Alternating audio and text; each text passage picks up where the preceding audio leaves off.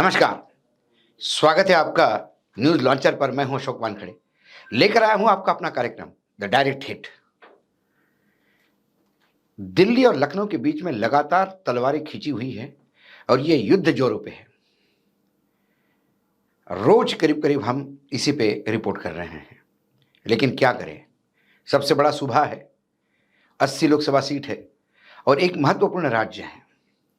एक अकेला chief minister है पूरे बीजेपी में, जो दिल्ली के तख्त को आके दिखाता है।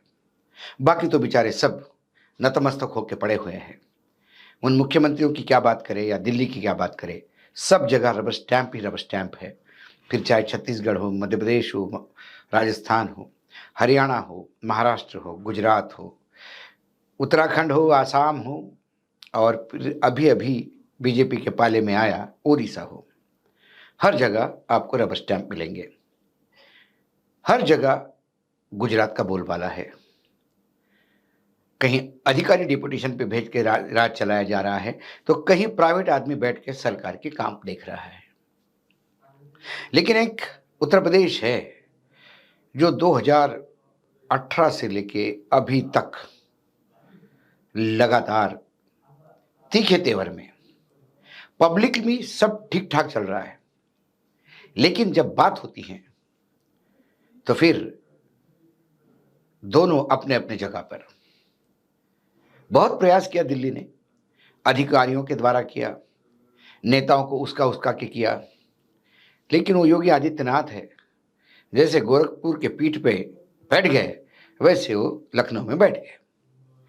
और इस बार तो बिल्कुल, जब भाजपा 370 पार की जगह 240 पे लुढ़क गई और बुरा हालत उत्तर प्रदेश और महाराष्ट्र में हुआ। यदि महाराष्ट्र में मार खाया तो बुरी तरह से कूटे गए महाराष्ट्र में। यदि यूपी में मार खाया ये समझे तो यूपी में 80 सीटें थी, 75 78 की बात हो रही थी, 63 इनके पास थी। वो नीचे 30-35 सीट का लॉस हो गया। जिम्मेदार कौन? सबने हाथ ऊपर करना शुरू कर दिए। कुल मिला के जिम्मेदारी जबरदस्ती योगी जी के सर पे थोपी जा रही थी। योगी जी बार बार बोल रहे थे कि मेरा दोष कहां? टिकट आपने बांटे, मैंने जिनको टिकट काटने के लिए बोला उनको टिकट दिए, जिनका मैंने हारने के लिए बोला उनको आपने लड़ाया, जो मैंने कहा कि ये लोग जीत सकते हैं उनको आपने टिकट नहीं दिए। कैंपेन आपने किया, गारंटी मोदी की थी, सरकार मोदी की थी, सपने मोदी बेच रहे थे, रामलला को आपने प्राण प्रतिष्ठित किया। मैं तो हर जगह आपका हनुमान बन के खड़ा रहा। आपके लोगों ने, आपके नजदीकी लोगों ने, आपके प्रिय नेताओं ने गुजरात में राजपूत समाज के महिलाओं को लेके निहायत घटिया और आपत्तिजनक बातें की, जिसका खामियाजा राजस्थान और उत्तर प्रदेश में भुगतना पड़ा। हाँ, मैं ठाकुर हूं, लेकिन क्या करूं? मैं मेरे जात बिरादरी को ये तो थोड़ी बोल सकता कि आपके माता बहनों का भी अपमान होने दे। मैं तो समझाता रहा, कोई समझने के परे था, क्योंकि जिसने ये वक्तव्य दिया वो तो चुनाव लड़ रहा था और केंद्रीय नेतृत्व को मान ही रहे थे कि इन ठाकुरों की कोई औकात ही नहीं। सारी चीजें आपने की और ठिकरा मेरे सर पे क्यों? लेकिन फिर एक तय है, ये किसी भी हालत में योगी को निपटाना है। आपदा में अवसर ढूंढ रहे हैं। पार्टी तो हारी, अब कितनी भी समीक्षा करो उससे तो कुछ होता नहीं। 40 लोगों की टीम गई, उस पे भी हमने स्टोरी की। 40 लोगों की टीम गई, वो पहले से ही कारण तय करके लेके गए थे कि अधिकारियों ने हरवाया, प्रशासन ने हरवाया। अब प्रशासन चुनाव जितवाता है, ये बात पहली बार समझ में आ गई। यदि इतने सालों से बीजेपी जीत रही है गुजरात में, तो प्रशासन ही जितवा रहा होगा। वो मध्य प्रदेश में 29 सीटें आई तो प्रशासन ही करवा रहा होगा। जहां कांग्रेस ने ज्यादा सीटें ली वहां प्रशासन ने कांग्रेस को जितवा दिया होगा। हम यही माने और क्या माने, यदि बीजेपी की वो रिपोर्ट पढ़े तो। लेकिन कुल मिलाकर ये जब झगड़ा अति हो गया, जेपी नड्डा लखनऊ पहुंच गए। लखनऊ पहुंचने के बाद उनने समीक्षा मीटिंग की, समझाने का प्रयास किया। वहां पे उप मुख्यमंत्री केशव प्रसाद मौर्य के तीखे तेवर कि संगठन सत्ता के आगे कुछ बड़ा होता है, सत्ता कुछ नहीं होती, बार बार संगठन को बड़ा बताने का प्रयास कर रहे थे और ये बताने का प्रयास कर रहे थे कि योगी आदित्यनाथ आपकी कोई औकात नहीं है। लेकिन फिर औकात तो तय तब होती है जिसके भरोसे चुनाव आप जीतते हो। मोदी जी की औकात थी 2014 में थी, 2019 में थी। 2024 में ये समझ में आ गया कि ये ब्रांड खत्म हो गया। जब ब्रांड खत्म हो गया, तो जबरदस्ती उस ब्रांड को बेचा जा रहा है। और ये जो तमाम लोग हैं, ये कोई संगठन के लिए नहीं है। सबकी नज़र मालदार मंत्रालय पे है और सबको फ्री हैंड चाहिए। वर्तमान में योगी अधिकारियों द्वारा राज कर रहे हैं। इनको अपना राज चाहिए, जहां खाना पीना चलता रहे। लेकिन ये इतने मंदबुद्धि है कि इन्हें यह पता नहीं कि जब योगी जी की जगह कोई रबर स्टैंप बैठेगा, तो फिर सरकार दिल्ली से चलेगी। दो गुजराती लोग आके बैठेंगे या एक अधिकारी डेपुटेशन पे आएगा और वो सारा क्लियर करेगा। जो अभी मिल रहा है वो भी नहीं मिलेगा। लेकिन हर एक को बड़ा सपना देखने की आदत है और देखते हैं। तो आज जब शाम को योगी जी गवर्नर के पास जाने लगे, जब समय आया तो पूरा ये हो गया कि बस योगी जी जा रहे हैं। यहाँ प्रधानमंत्री के पास कोई बैठा 1 घंटा, उनने कहा कि बस अब हमने बता दिया और बस खत्म हो गया मामला। योगी जी जा रहे हैं। योगी जी गए, मिल के आए, कुछ नहीं हुआ। पता पड़ा कि ये युद्ध शांति हुई। एक ब्रेक लिया, जैसा फिल्मों में या सीरियल्स में कमर्शियल ब्रेक होता है, यहाँ सांस लेने का ब्रेक है। योगी जी को यह बोला गया कि चलो ठीक है, लोकसभा आपको लगता है कि हमारे वजह से हारे, तो अब इसी लोकसभा के चुनाव के चलते 10 विधानसभा की जगह खाली हुई, क्योंकि 10 विधायक चुनाव लड़े, वो जीत गए, सांसद बने, अब उनकी सीटें रिक्त हो गई। इनमें 5 तो बीजेपी के हैं। अब इस उपचुनाव में योगी जी कितनी सीटें ला पाएंगे, अब योगी जी तय करेंगे सीटें। ये 10 उपचुनाव, 10 के 10 का जो आंकड़ा है, ये योगी जी के मत्थे है। आप ही तय करोगे सब कुछ और फिर आप चुनाव जितवा के बताओगे 10 में से आप कितना लाते हो। ये योगी जी के लिए अग्नि परीक्षा है, क्योंकि योगी जी को ये बताना होगा कि वो कैसे करते हैं।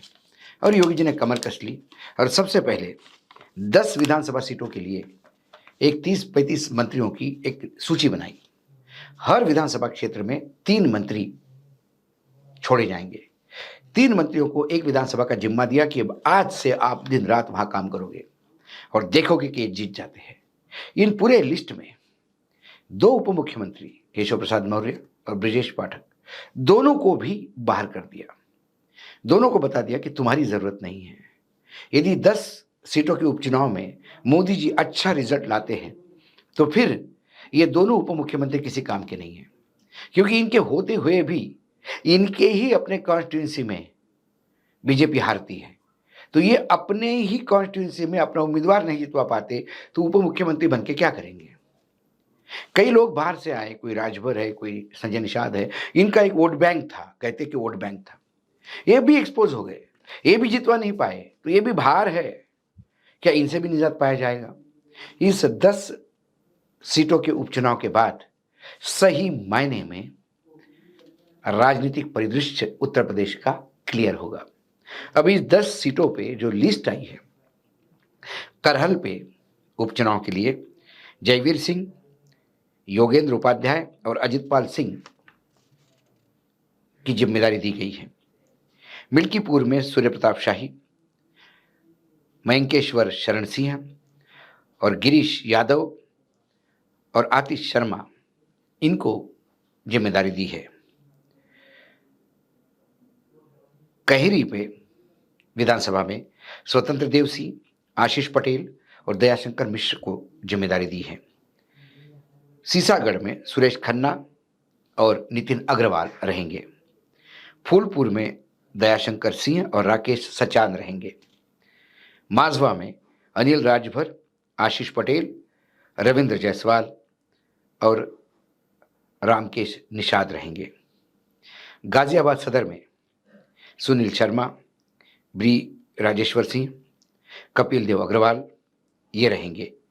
मीरापुर में अनिल कुमार, योगेंद्र तोमर, केपीएस मलिक ये रहेंगे। खैर में लक्ष्मी नारायण चौधरी, संदीप सिंह ये रहेंगे। और कुंदरकी में धर्मपाल सिंह, टीपीएस राठौड़, जसवंत सैनी और गुलाब देवी, इनकी जिम्मेदारी है। अब कुल मिलाकर ये 10 सीटों के बाद तय होगा कि योगी का क्या होगा। यदि 10 में से 8 सीटें योगी लाते हैं, 5 अपनी और 3 खींच के लाते हैं, तो समझ लीजिएगा फिर दिल्ली के लिए ये बहुत बड़ा संदेश होगा। फिर योगी को संभालना मुश्किल होगा। लेकिन क्या दिल्ली ये 10 सीटें योगी को जीतने देगी? सवाल ये भी है। क्योंकि ये 10 की 10 सीटें हार भी जाए योगी, तो सरकार गिरती नहीं। सरकार के पास पर्याप्त बहुमत है कि इन 10 सीटों से सरकार गिरेगी नहीं, और ये 10 सीट विपक्ष को मिलने से विपक्ष में सत्ता में आने का रास्ता खुला नहीं होगा। तो ये 10 सीटें सरकार का भविष्य नहीं, ये 10 सीटें भविष्य तय करेगी योगी आदित्यनाथ का। योगी आदित्यनाथ तो लगे हैं, लेकिन क्या योगी आदित्यनाथ भी रणनीति तय करेंगे, खेल करेंगे, ये भी देखना है। दूसरी ओर जो महत्वपूर्ण बात, योगी आदित्यनाथ पल पल पे दिल्ली के कैमरे के पास है। योगी आदित्यनाथ किसी से बात करने को डरते हैं क्योंकि हर जगह बगिंग हो रही है। योगी आदित्यनाथ लोगों से मिलने से डरते हैं क्योंकि उनके अनुसार, मतलब जो चर्चा हो रही है कि गोरखपुर से लेकर लखनऊ हर जगह वो विजिलेंस पे है। सारी जांच एजेंसियां दिल्ली के पास है, और दिल्ली की उस जांच एजेंसियां अपने दूरबीन से योगी जी से कौन मिल रहा है, योगी जी क्या कर रहे हैं, योगी जी किसके साथ बात कर रहे हैं, योगी जी फोन किसको कर रहे हैं, ये सारी बातें लगातार ऑब्जर्वेशन में है और योगी जी इस बात को जानते हैं। योगी जी अपने मठ में भी सामान्य तरीके से लोगों से मिलते हैं। कोई राजनीति की बात करने से परहेज करते हैं क्योंकि उन्हें मालूम है कि दीवारों के भी कान हैं और दिल्ली के कान बहुत तेज है। तो एक तरफ योगी टोटली विजिलेंस में, गृह मंत्री होते हुए भी उन्हें पता है कि दिल्ली की दूरबीन से हमें देखा जा रहा है, मेरी दूरबीन से तो मैं बाकी लोगों को देख रहा हूं। कुल मिलाकर योगी सही मायने में अभी संकट में दिखाई दे रहे हैं, क्योंकि ये 10 सीटें योगी को जीतने के लिए जी जान मेहनत करनी पड़ेगी, और योगी को हरवाने के लिए दिल्ली वालों को थोड़ी सांस तेज लेनी पड़ेगी या थोड़ी फुकार मारनी पड़ेगी। तो ये 10 की 10 सीटें योगी हार भी सकते हैं। आने वाले समय में क्या होगा, उम्मीदवार कैसे दिए जाएंगे, प्रचार कैसा चलेगा, ये बार बार हम देखते रहेंगे और लगातार आपके साथ आते रहेंगे। लेकिन एक बात तो तय है, योगी ने अपना बचाव तो भी कर लिया, लेकिन ये 10 सीटों वाला मामला योगी के गले में डालकर कहीं ना कहीं दिल्ली ने योगी को हिट करने का प्रयास किया। लेकिन योगी इसको रिबाउंड करते हैं, इस हिट को वापस पूरी ताकत के साथ दिल्ली को भेजते हैं। यदि 10 सीटें जीत ली तो समझ लेना दिल्ली के मुंह पे इतना बड़ा छींटा जाएगा कि उसका दाग कई सालों तक दिल्ली के मुंह से नहीं निकलेगा। और यदि योगी जी 10 सीटें हार गए तो फिर योगी जी के लिए गोरखपुर का मठ इंतजार कर रहा होगा। आज इतना ही, कल फिर आता हूं किसी विषय के साथ। तब तक के लिए नमस्कार। देखते रहिएगा न्यूज़ लॉन्चर।